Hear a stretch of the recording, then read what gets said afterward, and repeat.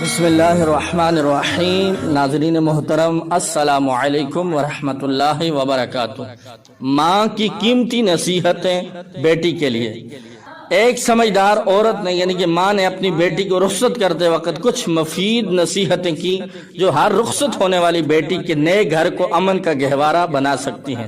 ماں نے کہا ہے بیٹی، تو ایک دوست ماحول اور وطن سے دور اجنبی ماحول میں جا رہی ہے جسے تو جانتی نہیں، ایک ایسے ساتھی کے ہاں تجھے جانا ہے جس کے ساتھ تو مانوس نہیں۔ میری چند باتیں یاد رکھنا۔ پہلی بات، اپنے شوہر کے ساتھ قناعت اور سادگی سے زندگی گزارنا، اس کی بات غور سے سننا اور اطاعت کرنا، کیونکہ قناعت میں دل کو راحت پہنچتی ہے اور اطاعت و فرما برداری میں خاوند خوش ہوتا ہے۔ دوسری بات، کوشش کرنا کہ تو اس سے خاوند کی مرضی کے خلاف کوئی بات سرزد نہ ہو، اگر غلطی سے ہو بھی جائے تو غلطی کی تلافی کی بھرپور کوشش کرنا۔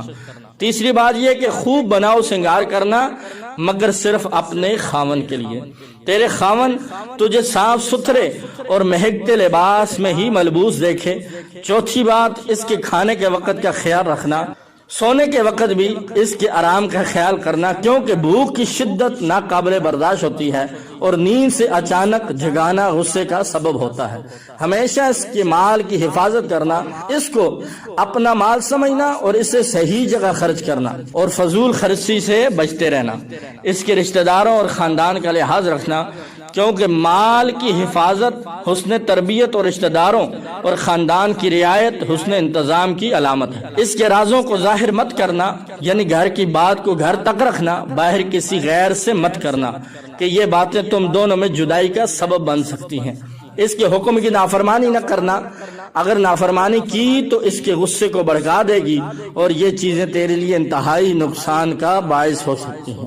تجھے اچھی طرح معلوم ہونا چاہیے کہ یہ تمام چیزیں تو اپنے خاوند سے اس وقت تک نہ حاصل کر سکے گی جب تک کہ تو تمام معاملات میں اپنے خاوند کی خواہش اور رضا کو اپنی مرضی پر ترجیح نہ دے۔ اس گھر کو اپنا گھر سمجھنا، اس کے ماں باپ کو اپنے ماں باپ سمجھنا، تاکہ تیری اجنبیت جلد از جلد مانوسیت میں بدل جائے جو تیرے وہاں رہ سکنے کے لیے لازم ہے۔ اللہ تجھے اپنی رحمت کے سائے میں رکھے اور تم دونوں کے دلوں میں ایک دوسرے کی محبت ڈال دے۔ اللہ تعالی ہر بیٹی کے نصیب کو اچھا کرے، آمین بجاہ النبی الامین صلی اللہ علیہ وسلم۔